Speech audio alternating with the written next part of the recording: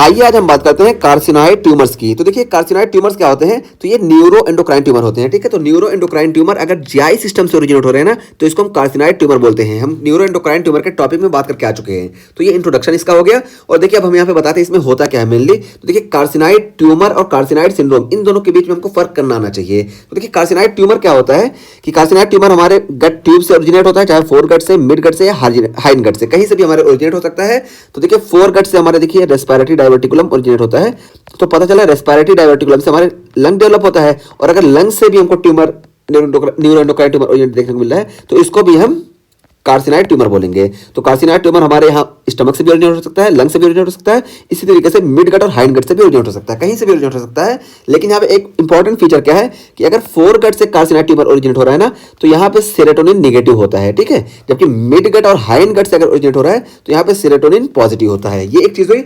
और दूसरी चीज हम बताएं कि फोर गट से अगर न्यूरो एंडोक्राइन ट्यूमर ओरिजिनेट हो रहा है, तो देखिए क्या होगा कि फोर गट का जो ड्रेनेज होता है ये डायरेक्टली सिस्टमिक सर्कुलेशन में होता है, जबकि ये मिड गट और हाइंड गट का जो ड्रेनेज होता है ये पोर्टल सर्कुलेशन में होता है। इस वजह से अगर फोर गट से मेटास्टेसिस हमको देखने को मिलेगी, तो मोस्ट कॉमनली हमको बोन में देखने को मिलेगी मेटास्टेसिस, और मिड गट और हाइंड गट से अगर हमको मेटास्टेसिस देखने को मिल रही है, तो ये मोस्ट कॉमनली हमको लीवर में देखने को मिलेगी। ठीक है, तो ये चीज हुई। और एक चीज और इसी के साथ साथ हम बताएं कि देखिए ये जो हमारा सेरोटोनिन है यहाँ पे फोर गट वाले में निगेटिव रहता है, तो यहाँ पे हमको जो है कार्सिनॉइड सिंड्रोम नहीं देखने को मिलता है मोस्टली। क्यों? क्योंकि जो सेरोटोनिन होता है ना, यही कार्सिनॉइड सिंड्रोम कॉज करता है। और कार्सिनॉइड सिंड्रोम क्या होता है, तो हम बताएं जब ये सेरोटोनिन जो है प्रोडक्शन हुआ ना, जब ये सिस्टमिक सर्कुलेशन में पहुंचता है, तब ये फ्लशिंग वगैरह कॉज करता है। अभी हम बताते हैं कार्सिनॉइड सिंड्रोम के फीचर क्या हैं, तो वो कॉज करेगा, तब इसको हम बोलते हैं कार्सिनॉइड सिंड्रोम। लेकिन देखिए फोर गट में हमारे सेरोटोनिन का प्रोडक्शन होता ही नहीं है, इस वजह से ये कार्सिनॉइड सिंड्रोम रेयरली ही कॉज करता है, सिर्फ 10% केसेस में कॉज करता है। जबकि मिड गट और हाइंड गट से आप देखेंगे तो यहाँ पे सेरोटोनिन का प्रोडक्शन हो रहा है, लेकिन ये सेरोटोनिन हमको मालूम है कि यहाँ से सबसे पहले लीवर में जाएगा पोर्टल सर्कुलेशन से, क्योंकि इनका ड्रेनेज पोर्टल सर्कुलेशन में होता है। और जब ये लीवर में पहुंचते हैं ना, तो देखिए लीवर में क्या होता है कि यहाँ पे एंजाइम प्रेजेंट होता है MAO, मोनोअमाइन ऑक्सीडेज। ये इस सेरोटोनिन का ब्रेकडाउन कर देता है, और जब सेरोटोनिन का ब्रेकडाउन हो गया तो ये सिस्टमिक सर्कुलेशन में नहीं जाएंगे। तो पता चला नॉर्मल कंडीशन में ट्यूमर तो है, चाहे हम फोर गट की बात करें, चाहे हम मिड गट या हाइंड गट की बात करें, तो यहाँ पे सेरोटोनिन सिस्टमिक सर्कुलेशन नहीं देखने को मिलेगा। इस वजह से नॉर्मल कंडीशन में शुरू में हमको सिर्फ कार्सिनॉइड ट्यूमर देखने को मिलता है, कार्सिनॉइड सिंड्रोम नहीं देखने को मिलता है।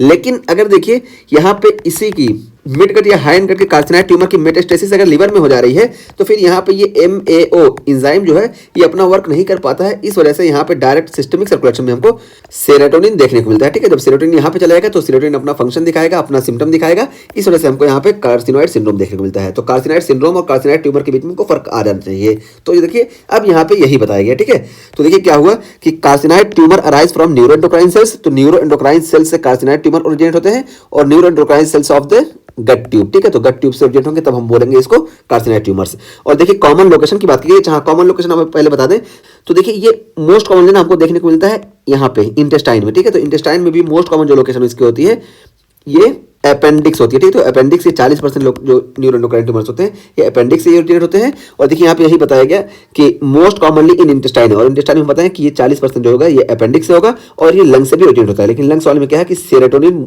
जो होता है मोस्टली ये निगेटिव होता है, इस वजह से कार्सिनॉइड सिंड्रोम नहीं कॉज करता, सिर्फ कार्सिनॉइड ट्यूमर देखने को मिलता है। और उसका फिर देखिए यहाँ पे यही बताया गया कि neuro endocrine cells secrete serotonin, तो ये सेरोटोनिन सिक्रेट करेंगे which undergoes hepatic first pass metabolism.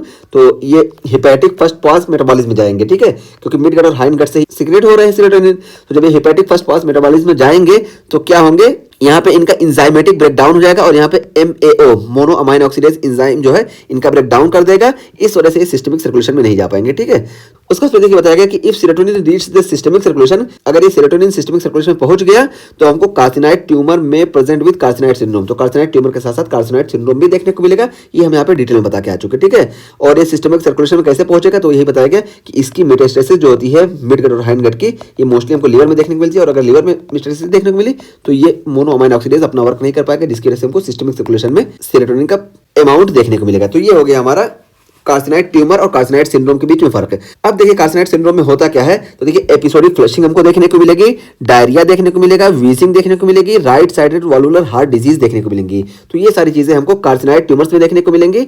और देखिए इसमें हमको ट्राइकस्पिड रिगर्जिटेशन और पल्मोनिक स्टेनोसिस ये सब हमको देखने को मिलेगा। और क्यों देखने को मिलेगा, तो देखिए सीधा आएंगे, सबसे पहले राइट हार्ट डैमेज करेंगे। ठीक है, तो राइट हार्ट को डैमेज करेंगे तो यहाँ पे देखिए हमको ट्राइकस्पिड रिगर्जिटेशन और पल्मोनरी स्टेनोसिस देखने को मिलेगी। ठीक है, तो ये पल्मोनरी वॉल की स्टेनोसिस देखने को मिलेगी। ये हो गए हमारे सिम्टम्स कार्सिनॉइड सिंड्रोम के। और उसके बाद फिर देखिए यहाँ पे नियासिन डिफिशिएंसी देखने को मिलेगी और increase urinary 5 hydroxy indole acetic acid. ठीक है, तो 5 हाइड्रोक्सी इंडोल एसिटिक एसिड इसका एक्सक्रीशन यूरिन में बढ़ जाएगा क्योंकि ये break down product of the serotonin है। ठीक है, तो सेरोटोनिन का ब्रेक डाउन प्रोडक्ट ये है और इसका कंसंट्रेशन हमको यूरिन में ज्यादा देखने को मिलेगा। तो ये सारे हुए हमारे कार्सिनॉइड सिंड्रोम। ठीक है, तो कार्सिनॉइड सिंड्रोम देखिए हम यहाँ पे बात कर लिए। और इस कार्सिनॉइड सिंड्रोम का मोस्ट कॉमन सिम्टम जो है ना, ये हमारा एपिसोडिक फ्लशिंग ही है। ठीक है, तो एपिसोडिक फ्लशिंग इसका मोस्ट कॉमन सिम्टम है। और उसका फिर यहाँ पे हिस्टोलॉजी की हम बात करते हैं, तो हिस्टोलॉजी में देखिए हमको रोस्टेज देखने को मिलते हैं, क्रोमोग्रेनिन ए पॉजिटिव देखने को मिलते हैं और सिनेप्टोफाइजिन पॉजिटिव देखने को मिलते हैं क्योंकि ये न्यूरो एंडोक्राइन ट्यूमर्स हैं। ठीक, ये चीज हुई। और उसका फिर देखिए हमको यहाँ पे ट्रीटमेंट में बताया गया कि सर्जिकल रिसेक्शन हम करते हैं। तो सर्जिकल रिसेक्शन हमारा मेन ट्रीटमेंट होता है न्यूरो एंडोक्राइन ट्यूमर में। हम अच्छे से बात करके आ चुके हैं ये। और यहाँ पे देखिए हम सोमैटोस्टैटिन एनालॉग या इसी तरीके से ट्रिप्टोफैन हाइड्रोक्सिलेज इनहिबिटर्स ये भी दे सकते हैं, लेकिन ये सिर्फ सिम्टोमेटिक कंट्रोल के लिए होते हैं, जबकि मेन हमारा ट्रीटमेंट जो होता है ये सर्जिकल रिसेक्शन होता है। और यहाँ पे देखिए हमको रूल ऑफ थर्ड देखने को मिलता है। रूल ऑफ थर्ड क्या है कि 1/3 कैन मेटास्टेसाइज। तो कार्सिनॉइड ट्यूमर्स जो है 1/3 जो होंगे मेटास्टेसाइज होंगे और 1/3 प्रेजेंट इज सेकंड मैलिग्नेंसी। तो 1/3 जो होंगे सेकंड मैलिग्नेंसी के साथ प्रेजेंट होंगे, यानी इसके साथ साथ दूसरी मैलिग्नेंसी भी प्रेजेंट होंगी। और 1/3 आर मल्टीपल, और 1/3 जो होते हैं ये मल्टीपल कार्सिनॉइड ट्यूमर्स होते हैं। ठीक है, तो एक नहीं बल्कि कई होंगे।